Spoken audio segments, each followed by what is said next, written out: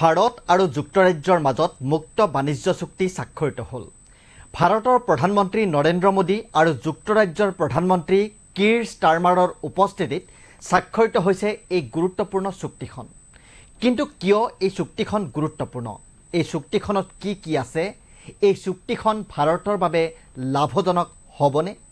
নমস্কাৰ, মই অনিৰ্বাণ। আপোনালোকে চাবলৈ আৰম্ভ কৰিছে দেশ দুনিয়া। এক ঐতিহাসিক পদক্ষেপত ভাৰত যুক্তৰাজ্য মুক্ত বাণিজ্য চুক্তি স্বাক্ষৰিত হৈছে। প্ৰধানমন্ত্ৰী নৰেন্দ্ৰ মোদী আৰু যুক্তৰাজ্যৰ প্ৰধানমন্ত্ৰী কিৰ ষ্টাৰমাৰৰ উপস্থিতিত স্বাক্ষৰিত হৈছে এই চুক্তিখন। যোৱা মে' মাহত চূড়ান্ত হোৱা এই বাণিজ্য চুক্তি বৃহস্পতিবাৰে প্ৰধানমন্ত্ৰী মোদীৰ যুক্তৰাজ্য ভ্ৰমণৰ সময়ত স্বাক্ষৰিত হৈছে।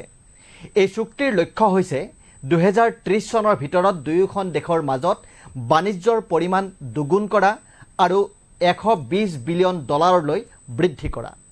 এই মুক্ত বাণিজ্য চুক্তিয়ে ভাৰতৰ শ্ৰমনিবিড় সামগ্ৰী যেনে চামৰা, জোতা আৰু কাপোৰৰ ৰপ্তানিৰ ওপৰত শুল্ক হ্ৰাস কৰাত সহায় কৰিব। সমান্তৰালভাৱে ব্ৰিটিছ হুইস্কি আৰু অটোমোবাইলৰ আমদানি শুল্ক হ্ৰাস কৰিব। এই বাণিজ্য চুক্তি প্ৰধানমন্ত্ৰী নৰেন্দ্ৰ মোদী আৰু ব্ৰিটিছ প্ৰধানমন্ত্ৰী কিৰ ষ্টাৰমাৰৰ উপস্থিতিত আনুষ্ঠানিকভাৱে স্বাক্ষৰিত হৈছে আৰু বাণিজ্য আৰু উদ্যোগ মন্ত্ৰী পীয়ূষ গোৱেল আৰু তেওঁৰ ব্ৰিটিছ সমকক্ষ জনাথন ৰেইনল্ডছে চুক্তিপত্ৰত স্বাক্ষৰ কৰিছে। এই চুক্তিৰ কাৰ্যকৰীকৰণৰ বাবে ব্ৰিটিছ সংসদৰ অনুমোদনৰ প্ৰয়োজন, যিটো প্ৰক্ৰিয়াৰ বাবে প্ৰায় এবছৰৰ সময় লাগিব বুলি PTIৰ এক প্ৰতিবেদনত প্ৰকাশ পাইছে। ভাৰত যুক্তৰাজ্য বাণিজ্য চুক্তিত কি কি আছে? এই চুক্তিয়ে নিশ্চিত কৰিছে যে ভাৰতে ৰপ্তানি কৰা 99% সামগ্ৰী ব্ৰিটিছ বজাৰত শুল্কমুক্তভাৱে প্ৰৱেশ লাভ কৰিব।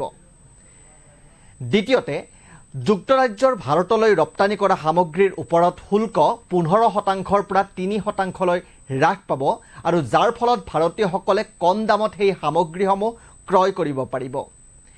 এনে দ্বিপাক্ষিক বাণিজ্য ব্যৱস্থাই সাধাৰণতে বেছিভাগ বাণিজ্যিক সামগ্ৰীৰ ওপৰত শুল্ক বিলোপ বা যথেষ্ট হ্ৰাস কৰিব আৰু লগতে সেৱা বাণিজ্য আৰু পাৰস্পৰিক বিনিয়োগৰ বাবে থকা নিয়মসমূহ সৰলীকৰণ কৰিব। ভাৰতৰ কৃষি উদ্যোগে এই চুক্তিৰ জৰিয়তে বৃহৎভাৱে লাভৱান হ'ব। ভাৰতৰ বিশ্বব্যাপী কৃষি ৰপ্তানি $36.63 বিলিয়ন, আনহাতে যুক্তৰাজ্যৰ মুঠ কৃষি আমদানি $37.52 বিলিয়ন। কিন্তু যুক্তৰাজ্যৰ ভাৰতৰ পৰা আমদানি মাত্ৰ $811 মিলিয়ন। এই চুক্তিৰ জৰিয়তে ব্ৰিটিছ বজাৰত ভাৰতৰ বিশেষ কৃষি সামগ্ৰী যেনে চাহ, আম, আঙুৰ, মছলা আৰু সামুদ্ৰিক সামগ্ৰীৰ বাবে লাভজনক সুযোগ আহিব। ভাৰত যুক্তৰাজ্য বাণিজ্য চুক্তিত সামগ্ৰী সেৱা, উদ্ভাৱন, চৰকাৰী ক্ৰয় আৰু বৌদ্ধিক সম্পত্তি অধিকাৰৰ দৰে বাণিজ্যৰ বিভিন্ন দিশ সামৰি লোৱা হৈছে।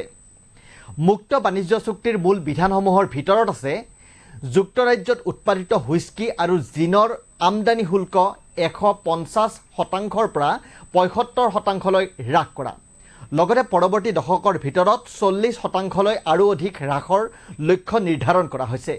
ইয়াৰ উপৰিও অটোমোবাইলৰ ওপৰত শুল্ক 100%ৰ পৰা 10%লৈ হ্ৰাস পাব, যদিও এইটো কোটাৰ সীমাবদ্ধতাৰ অধীনত আছে। এই চুক্তিয়ে বিভিন্ন সামগ্ৰীৰ ওপৰত আমদানি শুল্ক হ্ৰাস কৰি ব্যৱসায় আৰু ভাৰতীয় গ্ৰাহকৰ বাবে বজাৰ প্ৰৱেশ আৰু ব্যয় বহনক্ষম বাণিজ্যৰ সুবিধা প্ৰদান কৰিব। ইয়াৰ ভিতৰত আছে কছমেটিক, এৰ'স্পেচ উপাদান, চিকিৎসা সঁজুলি, চালমন, বৈদ্যুতিক যন্ত্ৰপাতি, কোল্ড ড্ৰিংকছ, চকলেট আৰু বিস্কুট ইত্যাদি।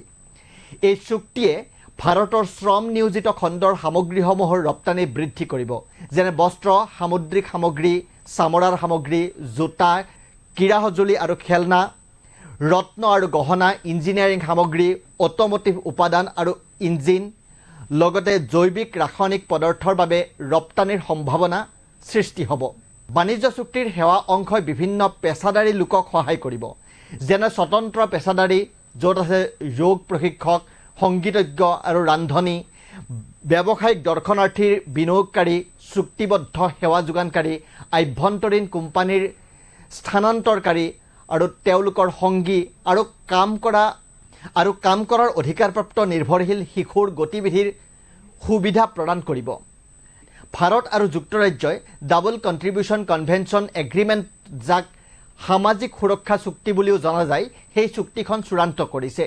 এই ব্যৱস্থাই নিশ্চিত কৰিব যে ব্ৰিটেইনত অস্থায়ীভাৱে কাম কৰা ভাৰতীয় পেছাদাৰীসকলে সামাজিক সুৰক্ষা নিধিত দ্বৈত পৰিশোধ কৰিব নালাগে। 2024-25 চনত ভাৰতৰ যুক্তৰাজ্যলৈ ৰপ্তানি 12.6% বৃদ্ধি পাই $14.5 বিলিয়ন উপনীত হৈছে। আনহাতে আমদানি 2.3% বৃদ্ধি পাই $8.6 বিলিয়ন উপনীত হৈছে।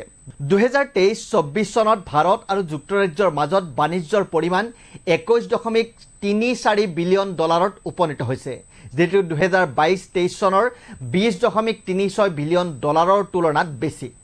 এই দুয়োখন দেশৰ মাজত মুক্ত বাণিজ্য চুক্তি স্বাক্ষৰ হোৱাৰ পাছত দেশ দুখনৰ পাৰস্পৰিক বাণিজ্যই অধিক অগ্ৰগতি লাভ কৰিব পাৰে বুলি আশা কৰা হৈছে। আপোনালোকে চাই আছিলে দেশ দুনিয়া, বিভিন্ন ৰাষ্ট্ৰীয় তথা আন্তঃৰাষ্ট্ৰীয় ক্ষেত্ৰৰ গুৰুত্বপূৰ্ণ খবৰৰ বাবে চাব আমাৰ এই বিশেষ অনুষ্ঠান। ধন্যবাদ।